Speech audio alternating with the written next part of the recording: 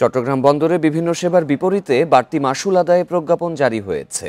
আজ থেকে অতিরিক্ত মাশুল কার্যকর হওয়ায় রপ্তানি বাণিজ্যে নেতিবাচক প্রভাব তৈরি করবে বলে শঙ্কা ব্যবসায়ীদের। ভোক্তা পর্যায়ে পণ্যের দাম বাড়বে বলেও ধারণা তাদের।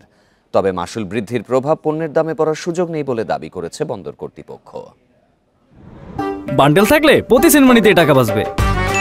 বিকাশ সেনমানি বান্ডেল কিনে জিতুন প্রতি লেনদেনে। জুলাইয়ে চট্টগ্রাম বন্দরের প্রস্তাবিত বর্ধিত মাশুল অনুমোদন করে অর্থ মন্ত্রণালয়। এক ধাক্কায় গড়ে ৪১% হারে মাশুল বাড়ানোয় সে সময় আপত্তি জানায় বন্দর ব্যবহারকারীরা।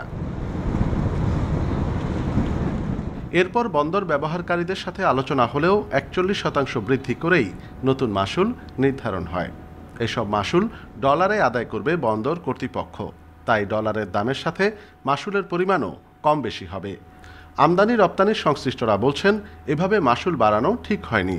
বাড়তি মাশুলের নেতিবাচক প্রভাব পড়বে বাজারে। বিশেষ করে আমাদের যারা রপ্তানিকারক আছেন তাদের যে চ্যালেঞ্জগুলো আছে সেই চ্যালেঞ্জের সাথে কিন্তু এটা একদম সম্পর্কিত। পাশাপাশি আমাদের আরও কতগুলো জিনিস আছে সেগুলোকে আমাকে লক্ষ্য করতে হবে। একই সময় কিন্তু আমাদের যে ডিপোগুলো, আমাদের যে প্রাইভেট ডিপোগুলো, তারাও কিন্তু রেট বাড়িয়েছে। তো এটা কিন্তু দুটো যখন যোগ হবে সেটা কিন্তু আকারটা কিন্তু অনেক বড় হয়ে যাবে। এটা আমাদের যে ভবিষ্যতের যে চ্যালেঞ্জ এবং আমাদের যারা ভোক্তা পর্যায়ে যারা আছে তাদেরকে বহন করতে হবে।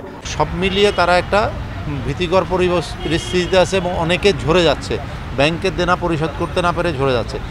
এই রকম একটা সময়ে এই কাজটি আমরা মনে করছি যে এটা সঠিক সময় হয়নি।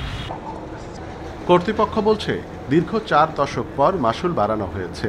প্রতিবেশী দেশগুলোর বিভিন্ন বন্দরের চেয়ে এই মাশুল কম। ভোক্তা পর্যায়ে পণ্যের দামের উপর মাশুল প্রভাব ফেলবে না বলেও দাবি তাদের। আমরা ভোক্তা পর্যায়ে এটার তেমন কোনো প্রভাব পড়বে না। এই কারণেই আমরা দেখেছি যে বাল্ক কার্গোগুলোতে যে পণ্য হ্যান্ডলিং হয়, বিশেষ করে এসেনশিয়াল কমোডিটিসগুলো, সেখানে আগে পার কেজিতে যে পরিমাণ খরচ হতো এখন ট্যারিফ বৃদ্ধির ফলে মাত্র 12 পয়সা পার কেজিতে বাড়ছে। সুতরাং এটা একেবারেই সিগনিফিক্যান্ট কোনো অ্যামাউন্ট না এবং এতে ভোক্তা পর্যায়ের কোনো রকম প্রভাব পড়বে না। সমুদ্রপথে আমদানি রপ্তানির মোট 92% পরিবহন হয় চট্টগ্রাম বন্দরের মাধ্যমে।